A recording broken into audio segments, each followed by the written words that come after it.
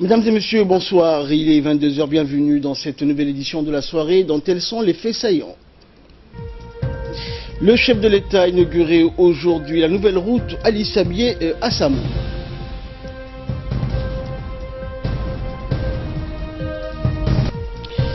Et concernant les futures échéances législatives du 23 février prochain, les dépôts des dossiers de candidature ont eu lieu aujourd'hui. Et dans l'actualité internationale en France, notamment reprise de négociations concernant les prisons de France. C'était donc les titres. Merci à vous de nous rejoindre sur Télé Djibouti. Le président de la République, Ismaël Omar Guelleh, a procédé aujourd'hui, jeudi en fin de matinée, à Ali Sabié, chef-lieu de la région du même nom, à l'inauguration de la route reliant désormais cette ville à la localité voisine d'Assamo. Cette nouvelle route, donc un tronçon bitumé d'environ 25 km, contribuera significativement au désenclavement de la localité de Assamo, fief agricole indiscutable dont les habitants peinaient jusqu'alors à commencer à échanger convenablement, faute d'infrastructures routières viables avec la ville voisine d'Ali Sabié et partant avec le reste du pays. Outre la possibilité d'écouler désormais rapidement leurs récoltes en fruits et légumes, spécificité économique de cette localité, la ville d'Assamo s'ouvre également avec la réalisation de ce nouvel tronçon routier à la perspective de développer un nombre important d'autres projets économiques, notamment la restauration, l'hôtellerie et le tourisme. Le chef de l'État, donc Ismaël Omar Guelleh, est arrivé par air donc, dans la région d'Ali Sabié, où donc cette cérémonie a vu la participation de membres du gouvernement et des responsables de la région d'Ali Sabié. Donc, à son arrivée, le président de la République a été accueilli par le ministre de l'Agriculture, Mohamed Ahmed Awalé, et par le préfet de la région d'Ali Sabié, Mohamed Wabri Assowe. Donc, la vente du lait de chameau, phénomène de plus en plus prisé par les Djiboutiens, trouve par ailleurs, avec la mise en service de cette nouvelle route, moyen d'une plus forte augmentation de sa consommation en raison du fait que les clients puissent désormais rapidement s'en procurer. C'est que désormais, pour s'y rendre à Assamo, depuis la ville d'Ali Sabié, le trajet en voiture ne s'étendra plus environ donc 3 heures comme c'était le cas jusqu'alors. Il se fera en seulement 20 minutes. À noter que les habitants d'Assamo ne trouvent uniquement leur compte avec la mise en service de cette nouvelle route. Une population donc nombreuse et des hautes personnalités donc civiles et militaires ont accueilli le président de la République Ismaël Omar Guelleh à son arrivée donc à Ali Sabié. Le ministère de l'Éducation nationale, celui de la Santé et d'autres départements dont les employés et cadres sont régulièrement amenés à se rendre donc à Assamo reprend désormais avec les difficultés d'accès à cette localité. Et à l'issue donc de l'inauguration de la nouvelle route Ali Sabié à Assamo, le président de la République, donc Ismaël Omar Guelleh, s'est directement rendu par la suite à bord de son cortège à la localité d'Assamo.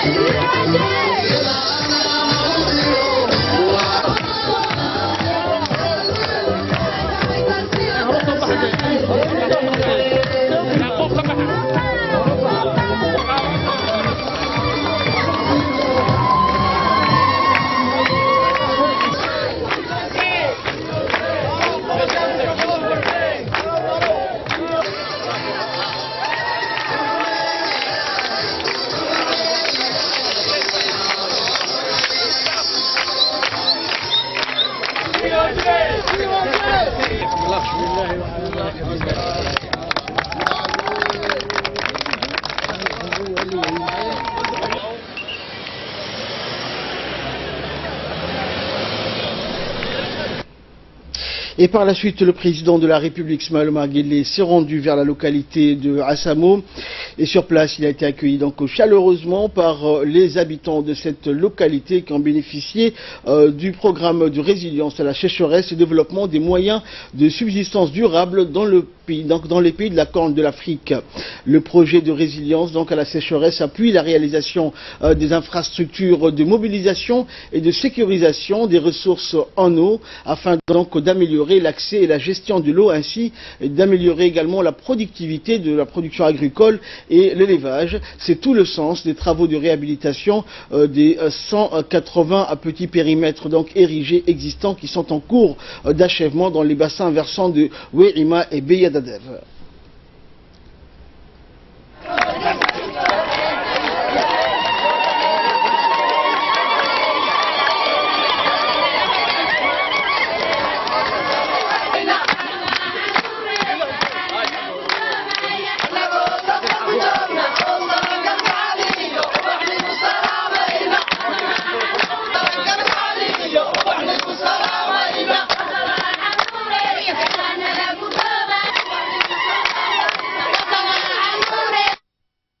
Et à Assamo, donc sous l'arbre à palabres, le chef de l'État a reçu un collectif représentant l'ensemble des composantes démographiques de cette localité, dont les notables, les membres de l'association des agriculteurs et éleveurs de cette région, jeunes, femmes. Le président Guelleh s'est adressé au public. Il s'est réjoui notamment de la mise en service de cette nouvelle route et des perspectives de développement et de désenclavement avec lesquelles elle afflue pour les habitants de Assamo. Maintenant que vous disposiez donc d'un meilleur accès routier avec le reste du pays, profitez au maximum pour multiplier vos bénéfices et recettes, a exhorté le chef de l'État, réitérant à ses compatriotes donc de cette localité sa détermination à rester en permanence à leur écoute et à leur apporter toute l'assistance nécessaire au rayonnement économique et social. Le président de la République prit toutefois la parole donc à l'issue de l'intervention des principaux notables et leaders sociaux de cette localité qui ont donc tour à tour exprimé au chef de l'État leur profonde reconnaissance et gratitude. La visite du président de la République à Ali Sabieh à Assamo revêtit les allures d'un événement festif. Les Assadiouk, donc appellation communément admise pour citer les habitants de la région d'Ali Sabieh, ont mis à profit l'événement de l'inauguration de cette nouvelle route pour manifester leur attachement inébranlable à la politique du président Guelleh et à la poursuite de son action à la tête du pays. Outre donc une foule immense originaire de la région d'Ali Sabieh et de Assamo, les membres du gouvernement, du Parlement ainsi que les principaux collaborateurs du chef de l'État ont pris part à ces différents événements.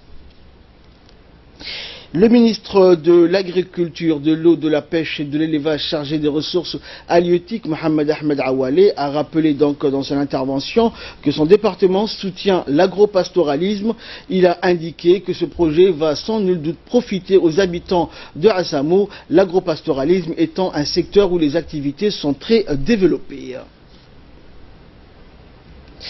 Et dans un mot prononcé à cette occasion, le président Guelleh a encouragé donc les agropastoraux à renforcer leur production. Il a pris la parole donc après les interventions des notables lors de la réunion à Assamo en présence donc du Premier ministre, des membres du gouvernement et de hauts responsables du pays et de la région. Le président de la République a remercié la population pour l'accueil chaleureux. Grâce à Dieu, les habitants de Assamo vivent dans un endroit où les conditions climatiques sont agréables, a indiqué le chef de l'État. Il a ajouté que, comme l'a mentionné donc le ministre, la population doit participer aux efforts de développement et sortir de la précarité, doit constamment fournir des efforts pour améliorer ses conditions d'existence.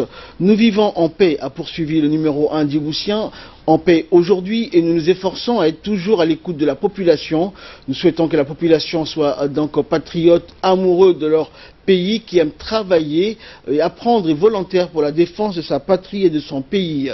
Nous sommes venus aujourd'hui ici, donc, a poursuivi le président, pour inaugurer un tronçon routier destiné à améliorer l'accès donc entre Ali Sabieh et Assamo. Le chef de l'État s'est réjoui également de la mise en service de cette nouvelle route et des perspectives de développement et de désenclavement avec lesquelles elle afflue pour les habitants de Assamo.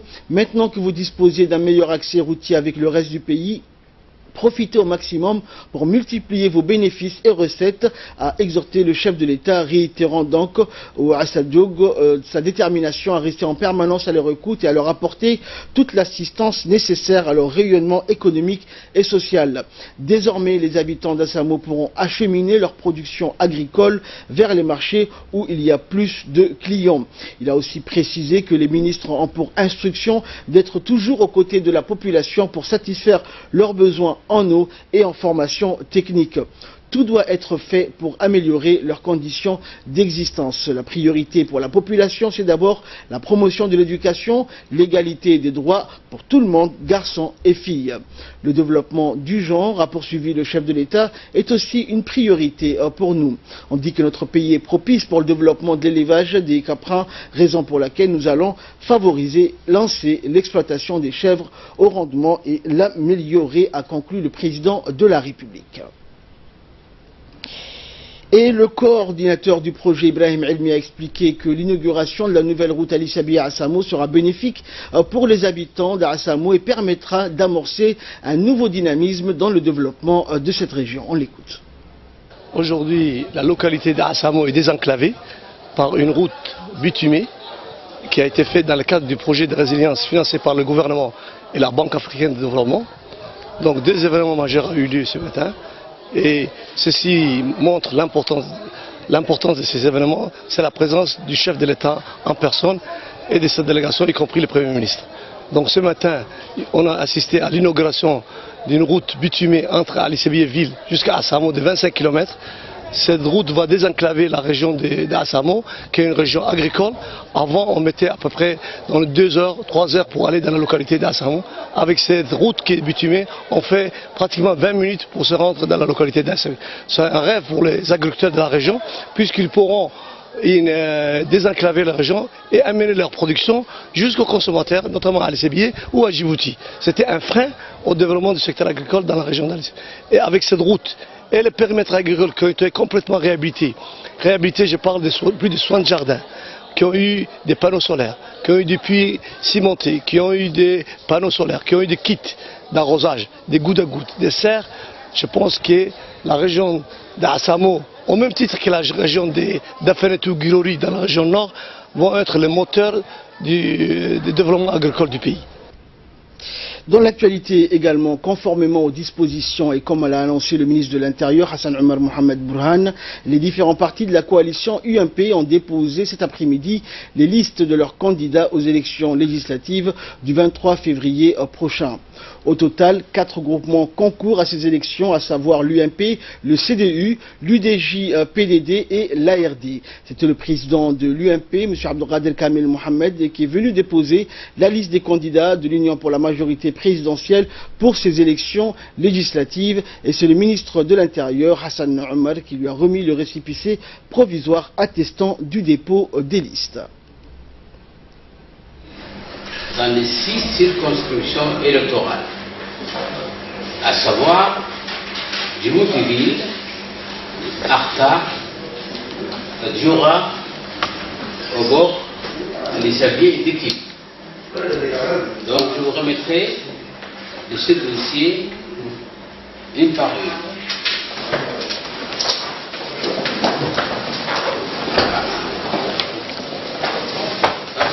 Ça c'est Djibouti-Ville. Ça c'est donc Ali Sabie.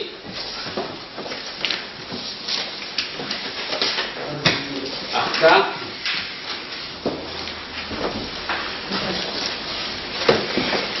Dikil.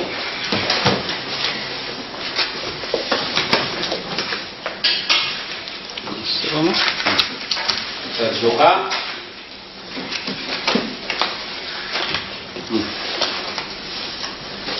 Et Obok. Excellence, Abdelkader Kamel Mohamed, à mon tour, j'ai l'honneur de vous remettre, conformément à la loi, à l'article 37 alinéa 2 de la loi organique numéro 1 à N 92 du 25 octobre 1992, les récépissés provisoires de dépôt des listes. Ali Sabie,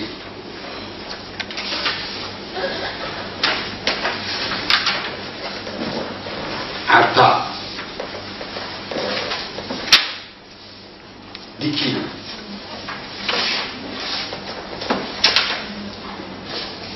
Djibouti-Ville. Oba et Tadjoura.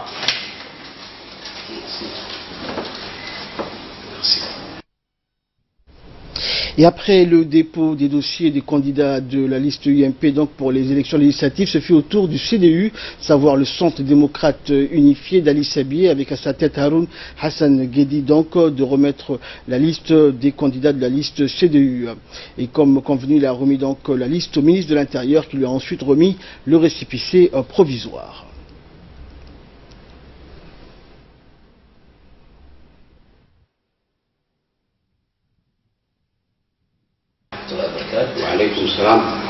Excellence, Monsieur le ministre, j'ai l'honneur de vous remettre la liste des candidatures de la région d'Ali Sabié au nom du parti CDU, Centre démocrate unifié.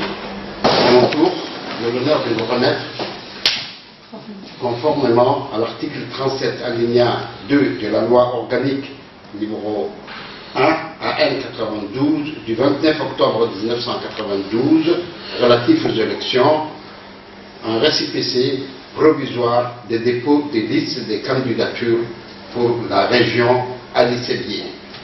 Merci, Monsieur le ministre, votre honneur. Et en troisième lieu, les partis coalisés, l'Union pour la démocratie et la justice, l'UDJ, et le Parti pour la démocratie et le développement, le PDD, avec à sa tête donc Ileya Guedi Hared, ont remis les dossiers de candidature de la ville de Djibouti et de la région de Tadjoura. Le ministre de l'Intérieur a remis le récépissé provisoire à la tête de liste, Madame Ileya Guedi Hared. Monsieur le ministre, nous avons l'honneur de déposer la liste des candidats de l'UDJ et du PDD dans la ville de Djibouti et à la région de Tadjoura. Tu vas me donner la liste de Djibouti. Tadjoura.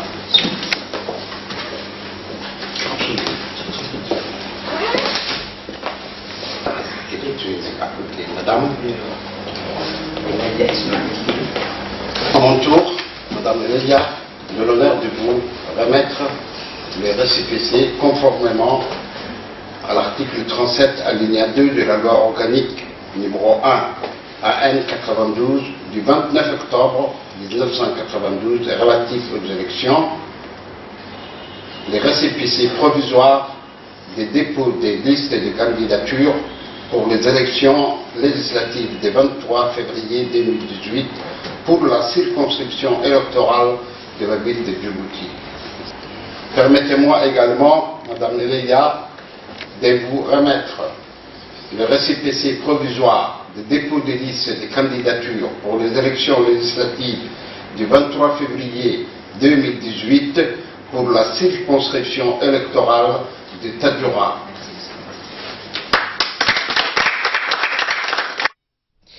Et en dernier, le parti d'Alliance pour le renouveau démocratique, l'ARD, pour la région de Tadjoura, avec comme tête de liste Hassan Mohamed Hassan, a remis le dossier du candidat au ministre de l'Intérieur, qui lui a ensuite remis le récépissé provisoire attestant donc du dépôt de la liste. Monsieur le ministre, Excellence, j'ai l'honneur et le plaisir de vous présenter la liste de la candidature pour les prochaines élections législatives pour la région de Tadjoura, au nom du parti ARD.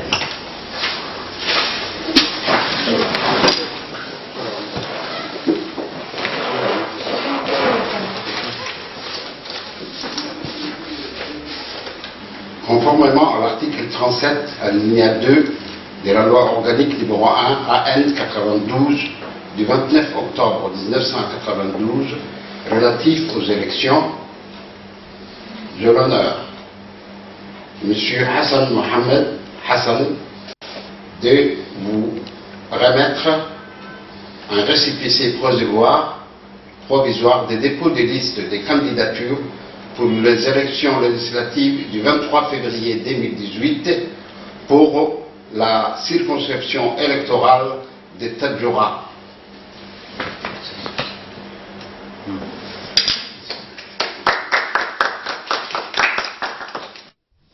Alors, nous venons de voir donc que les différents partis donc, qui sont en lice dans ces élections législatives du 23 février prochain viennent aujourd'hui donc de déposer leur liste pour les différentes circonscriptions qui vont représenter durant ces élections. Les listes donc, qui ont été remises au ministre de l'Intérieur qui à son tour leur a remis donc le récépissé provisoire attestant du dépôt des listes. Alors, Hussein, comment s'annoncent ces élections?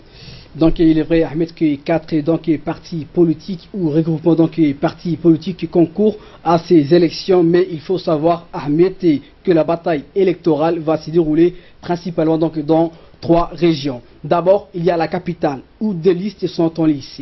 En effet, l'UMP, l'Union pour la majorité présidentielle, et l'UDJ et PDD, 2 partis coalisés. À l'occasion de ces élections, vont donc ces 2 partager les 35 sièges qui compte la capitale. La deuxième région où l'élection reste serrée, c'est la région d'Ali Sabié, où concourent donc là également 2 listes, à savoir la liste CDU, le Centre des démocrates unifiés, et la liste donc de l'UMP qui vont se départager les 6 sièges qui totalisent cette région. Mais le point le plus chaud reste à mettre la région de Tadjoura, où la bataille électorale sera donc la plus serrée. En effet, les Tadjouriens auront le choix le plus large de tout le pays, avec 3 listes qui vont concourir donc dans cette région. Il s'agit, Ahmed, de la liste UMP, la liste du regroupement UDJ, PDD et la liste du parti ARD.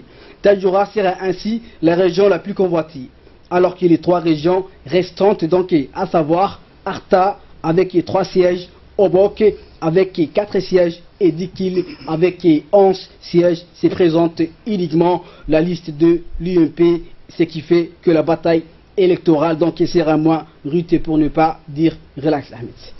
Merci Hussein pour cette analyse. Dans le reste de l'actualité, dans le cadre de sa tournée d'inspection des préparatifs du scrutin du 23 février prochain, le président de la Commission électorale nationale indépendante, Dini Mohamed Bourhan, accompagné de son staff, s'est rendu ce jeudi dans la région de Dikil. La délégation a été accueillie par le préfet de la région, Mohamed Cheikh Hassan, ainsi que par les membres de la CENI de Dikil, dirigée par M. Hamadou Ali Mohamed. Et par la suite, donc, la délégation de la CENI a rendu visite donc, au préfet de Dikil, Mohamed Cheikh, pour s'informer du roulement des préparatifs de l'élection, des élections donc, législatives, avant de visiter les différents guichets de distribution des cartes d'électeurs, où ils ont pu prendre connaissance de la gestion électronique du fichier électoral et d'autres informations telles que le rythme de retrait des cartes d'électeurs, les heures ouvrables, etc. La délégation a enfin visité l'atelier où se déroule la fabrication de matériel de vote tels que les urnes, les isoloirs ou encore les panneaux d'affichage.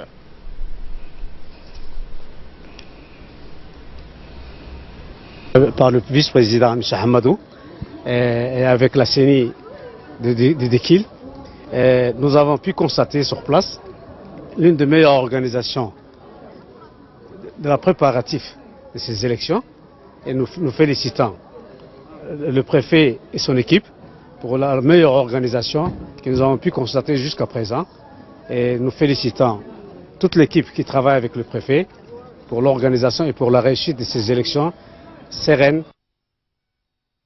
Après 3 mois d'intenses travaux, une formation technique et tactique s'est clôturée ce matin au sein de l'académie de police Idriss Farah Abani d'Angar. Tout au long de cette formation, les participants ont bénéficié d'un encadrement de haut niveau dispensé par la carabinerie italienne et des experts de la police nationale djiboutienne. L'objectif de cette formation est de permettre aux agents somaliens de disposer des connaissances nécessaires dans divers domaines comme le contrôle du territoire, le maintien de l'ordre public, les techniques de police judiciaire et scientifique, la protection de l'environnement et des personnalités importantes. En effet, quelques 171 Somaliens, dont des officiers et des agents de la police, ont bénéficié d'une formation intensive intitulée Miadit Somalia. La cérémonie, donc cette formation qui porte sur la sécurité non seulement de la Somalie mais également des pays de la Corne de l'Afrique, a vu la participation du ministre de la Justice et des Affaires pénitentiaires chargé des droits de l'homme, Moumin Ahmed Cheikh, du ministre de l'équipement et des Transports, Mohamed Abdelkader Moussa, du ministre délégué à la décentralisation, Hamadou Mohamed Aramis, du directeur général de la police nationale, le colonel Abdillahi Abdi, du chef d'état-major des forces armées djiboutiennes, le général de corps d'armée Zakaria Cheikh Ibrahim, du général de la police somalienne, Mokhtar Afrah, et du général du corps d'armée Dino Mikali, commandant général du Carabinieri. La cérémonie a notamment été ponctuée par plusieurs discours. D'abord l'allocution du général Dino Mikali qui a indiqué donc sa satisfaction de voir la 8e promotion des policiers somaliens montrer donc un engagement quotidien et une volonté d'apprendre tout au long de leur formation. Le général a souligné que nous rentrerons en Italie conscients d'avoir fait tout notre possible pour transmettre tous les éléments utiles et renforcer leurs compétences. Ensuite, le général de la police somalienne, Mokhtar Afrah, a d'abord remercié le colonel Abdillahi Abdi Farah ainsi que le chef de l'État Ismaël Omar Guelleh qui n'ont cessé donc de travailler donc et de mettre des efforts pour la pacification et la stabilisation de la Somalie. Ces formations octroyées aux agents de paix serviront donc en Somalie. Et nous sommes très reconnaissants, a-t-il dit, et il a formé le vœu de courage et de bravoure à ces jeunes policiers. En fin de formation, il les a exhortés donc de mener à bien la mission qui leur est dévolue. Et prenant la parole donc à son tour, le colonel Abdillahi Abdi Farah a exhorté les policiers somaliens à être donc patients, courageux et déterminés et à faire des sacrifices pour veiller au maintien de l'ordre et de la sécurité dans leur pays. Nous l'écoutons. Cérémonie qui clôture une formation assez dure qui a duré 3 mois. Après 3 mois de vie commune, exprimer ce que je ressens et qui correspond honnêtement ce que je pense, qui traduit également qui nous sommes et ce que nous voulons. Je dirais, ces jeunes, vous êtes des jeunes appelés à servir sous vos drapeaux, votre pays et votre peuple. La Somalie connaît des difficultés, mais il n'y a que vous qui pouvez sortir de votre pays, de votre peuple, de ces difficultés. Quel exemple que nous avons voulu vous donner, vous montrer, durant votre séjour parmi nous, vous allez l'utiliser à bon escient et que vous allez faire de même pour protéger le bien et les personnes dans votre pays. Il n'y a rien de plus cher que la vie. Si on peut la protéger, je crois que d'ici et au-delà, on ne peut que gagner. Je vous souhaite beaucoup de courage. Lors de nos différentes discussions, vous m'avez promis que vous allez œuvrer pour la paix, pour le bien-être de votre pays. J'espère que cette promesse, vous allez la réaliser une fois retourné chez vous. Et ensuite, les policiers somaliens ont effectué donc des démonstrations devant le parterre d'officiels, des démonstrations dans divers domaines comme le contrôle du territoire, le maintien de l'ordre public, les techniques de police judiciaire et scientifique, la protection de l'environnement et des personnalités importantes. La cérémonie s'est achevée par une remise de diplôme aux meilleurs de la 8e promotion des officiers et agents somaliens qui ont achevé une formation intensive de 3 mois.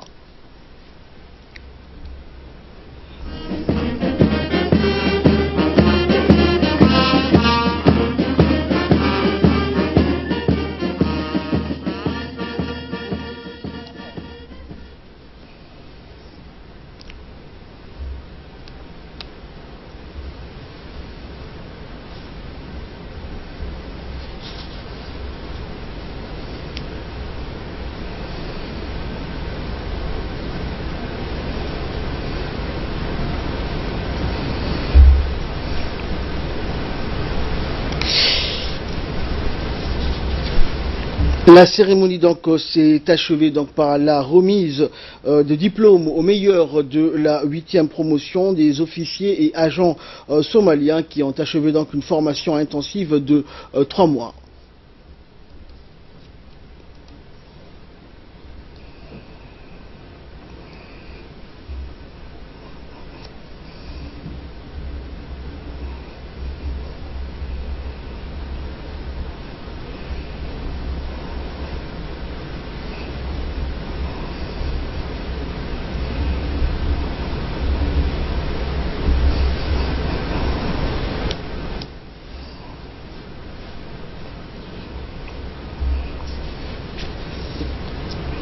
Et cette cérémonie de fin de formation donc des policiers somaliens dans la cour d'honneur de l'académie de police Idriss Farah Abani a été couronnée par l'élévation de 2 officiers donc italiens à l'ordre de l'officier de l'ordre du 27 juin. Il s'agit donc du général de la carabinerie italienne Gino Micali et de son adjoint. La déclaration a été faite successivement par le chef d'état-major des armées, le général de corps d'armée Zakaria Cheikh Ibrahim, et par le directeur général de la police nationale, le colonel Abdullahi Abdi Farah. Grazie. Sono profondamente onorato di ricevere questa onorificenza, ringrazio il signor Presidente della Repubblica, ringrazio lei, ringrazio il Comandante della Polizia ed è un onore e un grandissimo privilegio essere qui oggi.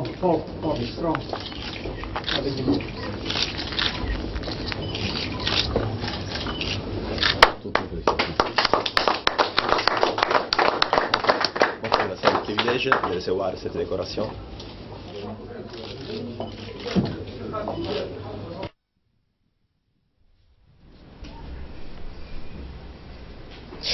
Et enfin, pour clore l'actualité nationale, en prélude du sommet de l'Union africaine qui doit s'ouvrir le 28 janvier prochain à Addis Abeba, les travaux de la 32e session ordinaire du Conseil exécutif de l'Union africaine ont démarré donc aujourd'hui. Le ministre des Affaires étrangères et de la coopération internationale, Mahmoud Ali Youssouf, participe à ces travaux. Il est à la tête d'une délégation de haut cadre de son département. Le Conseil exécutif examinera plusieurs questions inscrites à son ordre du jour dans le rapport du comité des représentants permanents, celui du comité de suivi et de mise en œuvre des recommandations, notant que cette session va également procéder à l'élection de 10 membres du Conseil de paix et de sécurité de l'Union africaine. Ce Conseil de la paix et de la sécurité est renouvelé pour un mandat de 2 ans, rappelant que notre pays a soumis une candidature pour représenter l'Afrique de l'Est. Et de là, nous passons à ce qui fait la une de l'actualité internationale avec Hussein. Alors Hussein, nous allons parler des prisons en France. 11 jours de blocage, reprise des négociations après les menaces. Donc au 11e jour d'une mobilisation massive de gardiens de prison, le ministère de la Justice français recevra à tour de rôle les syndicats de surveillants pour leur présenter un projet d'accord. Oui, effectivement, donc Ahmed, des discussions bilatérales avec le ministère de la Justice sont aussi tenues hier soir, sans aboutir. Ce matin, les blocages ont repris dans les établissements pénitentiaires en dépit des menaces et des sanctions demandées la veille par l'administration pénitentiaire. À Fleury-Mérogis, le plus grand centre pénitentiaire d'Europe, et une barricade de palettes et de plaies ont été donc de nouveau montées devant l'entrée de la maison d'arrêt des hommes par la trentaine de surveillants présents. Une assemblée donc générale a été prévue tôt dans la matinée pour évoquer les propositions faites par le ministère hier soir et avant le rendez-vous au ministère de la Justice. La prison Ahmed de Nanterre était quant à elle totalement bloquée donc par une trentaine d'agents rassemblés.